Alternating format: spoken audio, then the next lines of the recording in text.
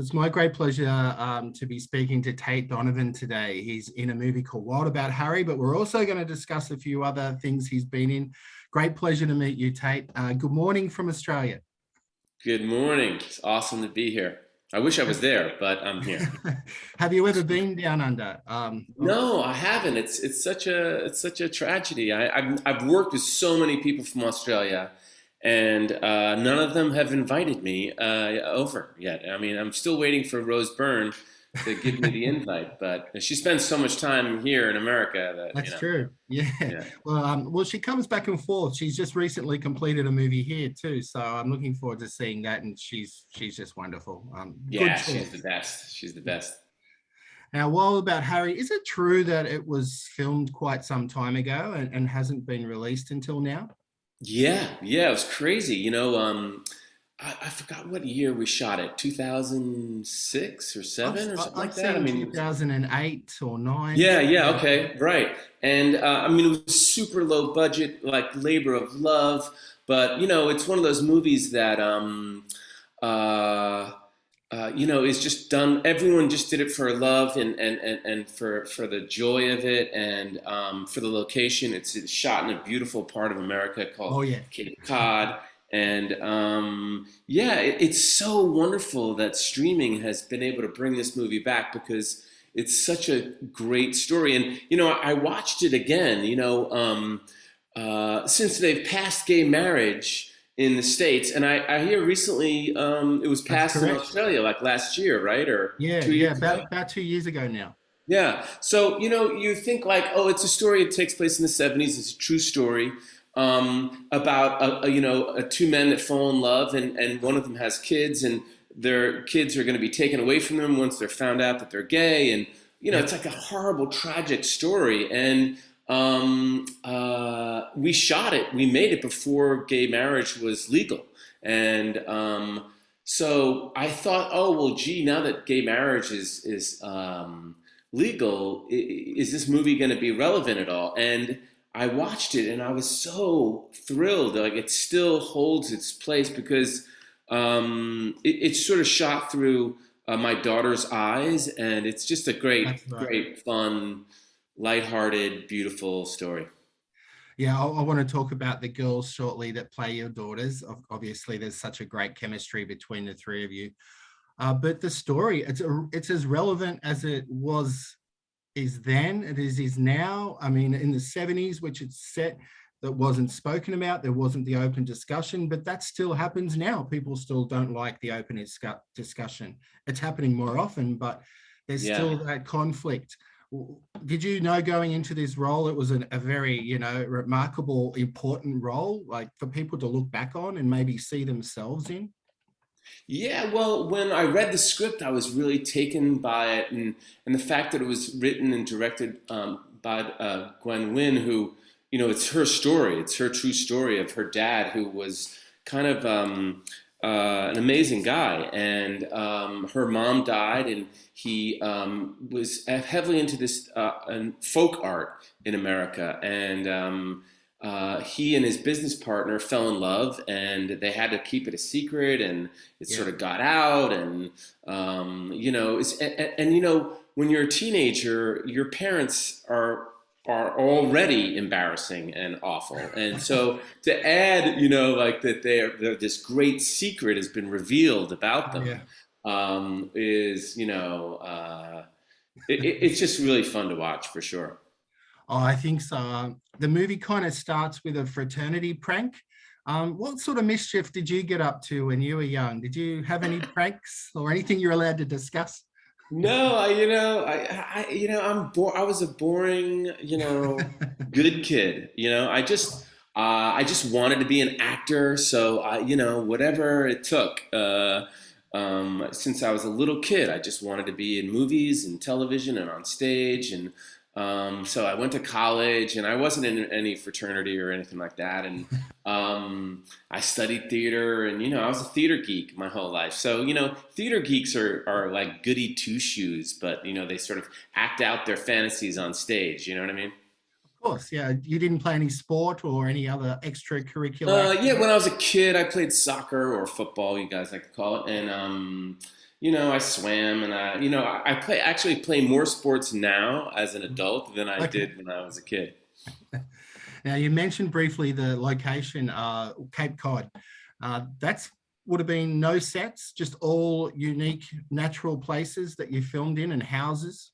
Yeah, yeah. Well, this film was too low budget to build sets, so yeah, we just used all the natural locations, and they turned it into the '70s, and we grew our I sideburns, and noticed, yeah.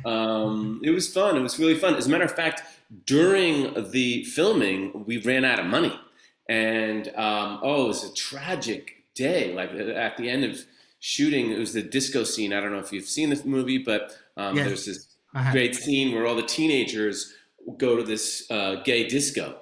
Mm. And the fact of the matter is that is totally what happens. When I grew up, when I was I couldn't get into bars. You could always go to gay bars, and they let you in, and we dance, and we have a great time. They never served us liquor, but they were very welcoming of all of Oh, us, and yeah. it was like gay bars to me was like the first place where I could really just have fun and have a great time. So you ran out of money, and that was like the scene, the final scene or something for the Yeah, movie? well, they were like, we don't know what we're gonna do. We just can't afford to pay anybody, and so we shut down for a couple of weeks, and we all went home, and we were all depressed, and then they brought it back up just for a couple of days, and we shot those what we needed left and sent it out. Yeah. Well, I'm glad you did because it's a movie worth discovering. And to sit on the shelf for so long, streaming really is remarkable in its own way to get these movies out there that people just wouldn't have seen. I know it's beautiful. It's so great. Yeah, It's so easy to rent and watch, and yeah, it's really, thank God for streaming. I mean, I know a lot of people sort of don't like it, but true. it's pretty great. It's pretty great. Now, the girls who play your daughters, Sky and Danielle, the three of you had some really awesome chemistry. Tell me about them. They're young. Obviously, they're older now, but they were young and up and coming actors then. Yeah, well, they were super young. They were still teenagers, and Mm. they were just a barrel of laughs. They were so much fun to work with, and so great, and just starting out in their career. And Danielle has gone on to do some really amazing work, and she's Yeah. become a fantastic actress. And poor Sky, I don't know if you know this, but she passed away about 5 years after shooting, or No, I was even less, I unaware of think. that. Oh, I wasn't aware Yeah, of that. I'm she had a sorry. rare disease, and she passed Mm. away, and it was just so tragic. We were all gutted when we had it because her the four of us, Adam Pascal too, was there, and Yeah. we just had a grand old time. Like when you're not making money, you might as well have a good time. You know what I I'm mean? sorry to hear about Sky. I was unaware, but she left a good Yeah, very legacy. tragic. Mm. Yeah, it's tragic. Uh, Another one of your co-stars in this movie, James B. Sicking. Wow.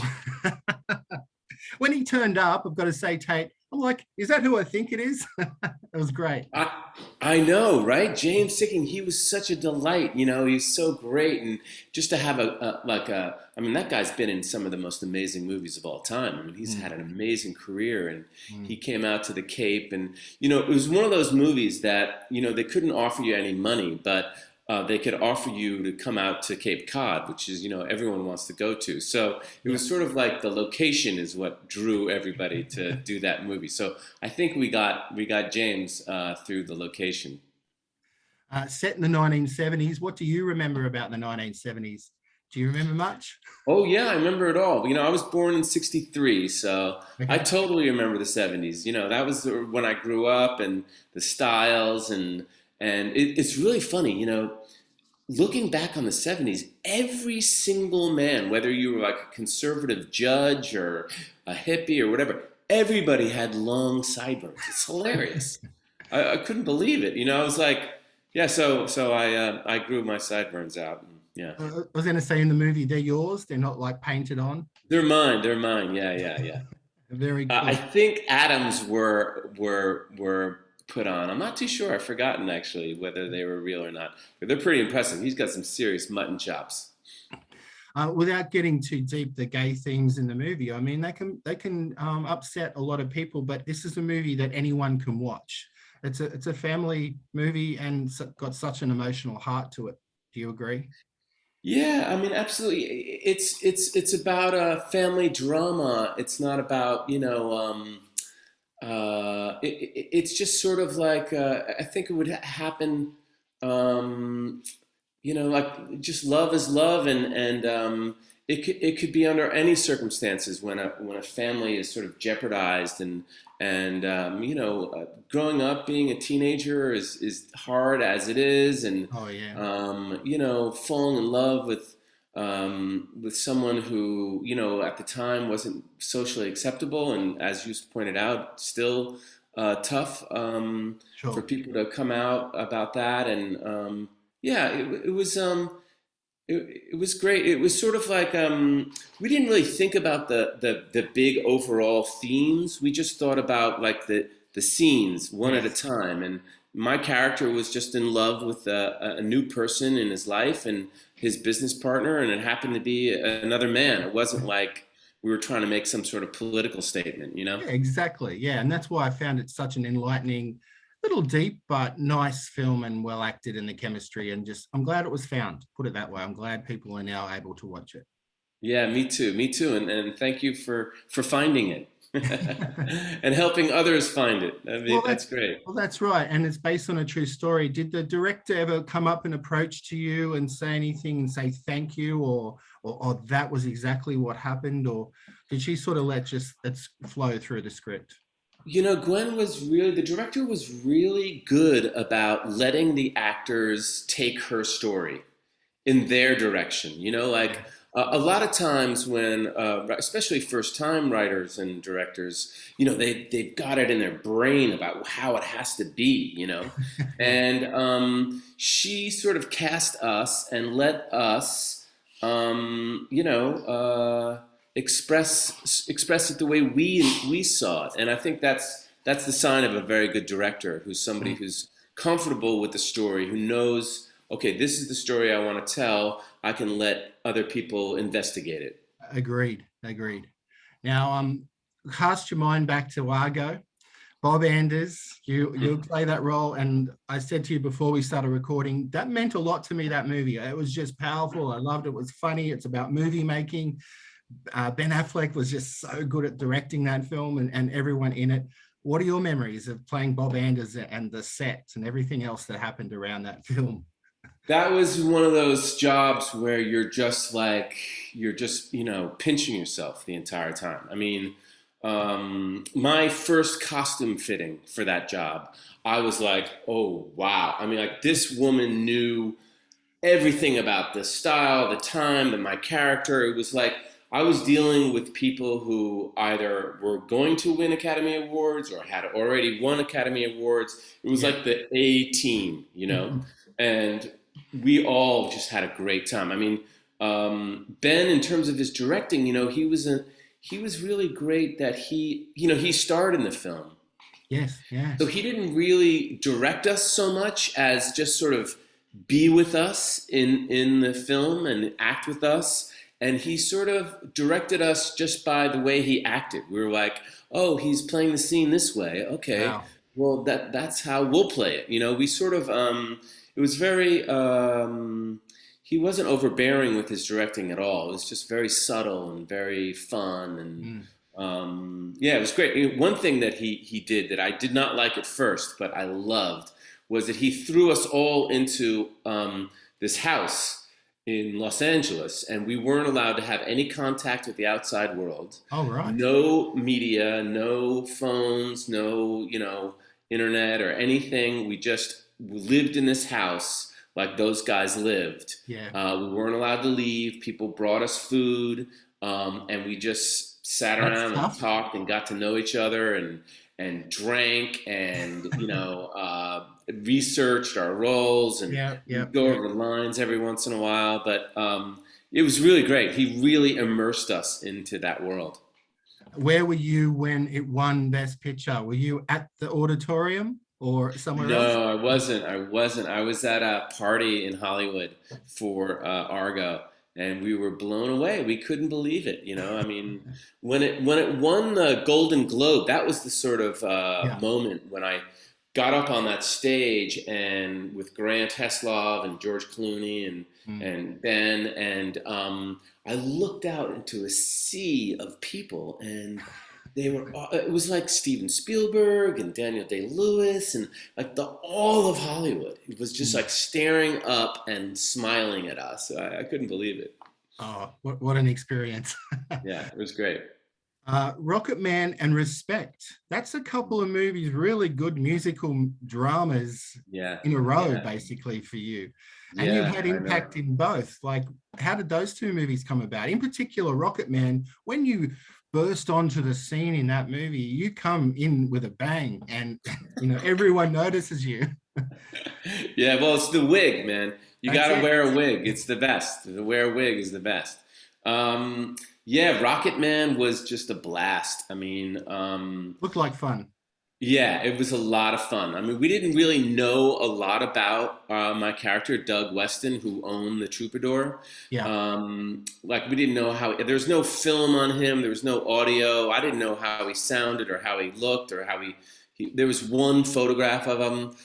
We did know that he carried a huge knife with him at all times. Oh, right. And Elton John didn't, he sort of was like, yeah, he was predatory. That's what he said. He was predatory. Yeah, yeah. Okay. So I don't know. We just had a lot of fun, and Dexter Fletcher, who directed that, Yeah. is about as much fun as you can ask for. And yeah, it was just it was a good time. That's for sure. We had a good time.